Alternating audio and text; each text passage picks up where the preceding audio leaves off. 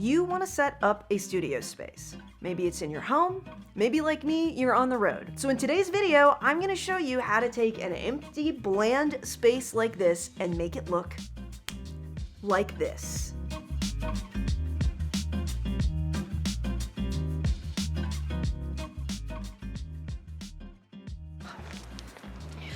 So, the last time we met, I was still in Canada, but this week I have made it all the way down to Vineyard, Utah, and oh my lord, is it beautiful. It's a little bit cloudy right now. I think it might actually be about to snow, but this place is gorgeous.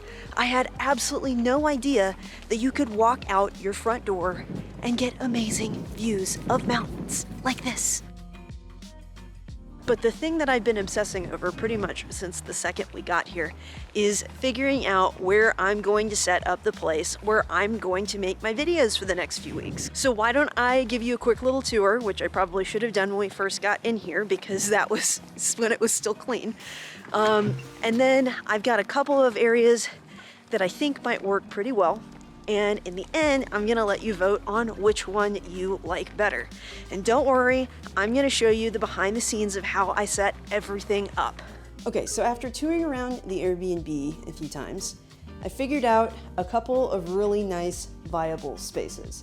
So we've got this one here with this cute couch and the windows behind, and I know I always tell you that you should keep the brightest light in front of your face, so I'm going to be using one of those lights that I told you about, that Mountdog light, the one that I think is the best light for beginner videographers. I'm going to be setting that up in here to offset the light behind. So I think this is one really good option. Now there is one big con in here, and that's the fact that it is very echoey. As you can see, there's lots of hardwood floor, the ceiling, there's plaster walls, so lots of echoes. So I'm going to have to try to maybe bring some blankets in to try to combat that. The other area, which I think might work pretty well, you're gonna come with me in here. So this option is the guest bedroom, I suppose. I guess they're all guest bedrooms because it's an Airbnb. Now this one I originally discounted because there's not a whole lot going on in here, but there are a couple of big pros here.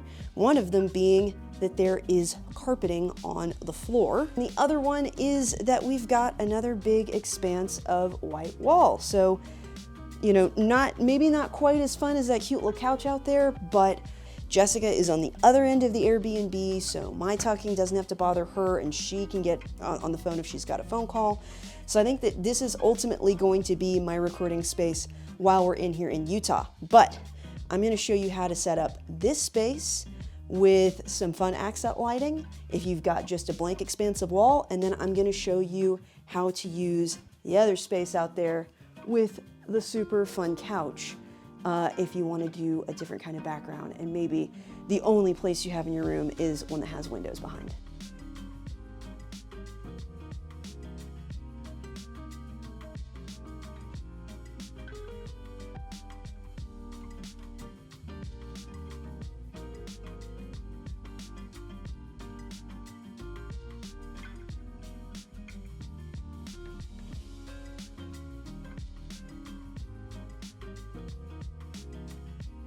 So this setup only, oh wow, it's still very echoey in here. Hang on. They gave us a bunch of towels, so I'm just gonna take advantage of this. I'm just laying these at my feet, and actually, there's still an echo in here, but I think that it's a little bit better. You can let me know. Do you think it's better? Do you think it's about the same? I think in general, aside from the echo factor, this is actually a pretty cute setup. I guess I'll turn these to be the same direction. So we've got some lights out the back, which I think are kind of cool. It adds a little bit of color. And I had my light up front still be very neutral, but I just turned it slightly warmer to kind of offset things and give a little bit of color contrast. So easy peasy, super fast setup. Looks nice, I'm pretty happy with it. Okay, so let's go take a look at the next room. Okay, so right off the bat, we have carpeting, we have a bed, we have a cat, Not that the cat really matters, she's probably gonna be more distracting than anything else. But we also have a window. And what do I always say about windows? They are the best form of easy, natural light that's free.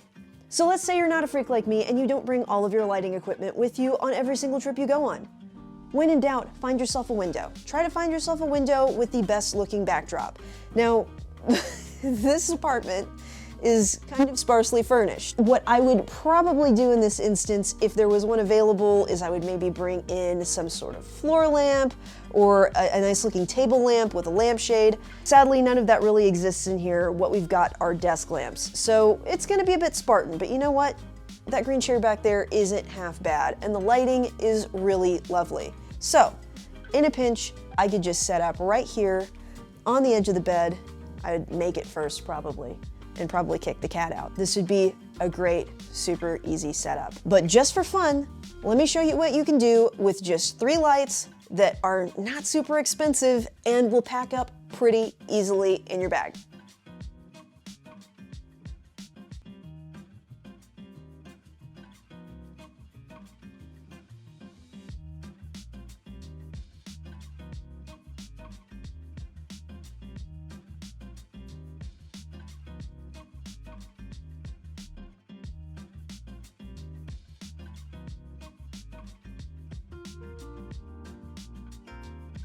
Okay, so what do we need to do to make this shot look the way it does? Well, the first thing is, now that we brought in these RGB lights in the back, we need to have a little bit of control over our lighting, because those guys won't show up if there's too much light overall in the room itself.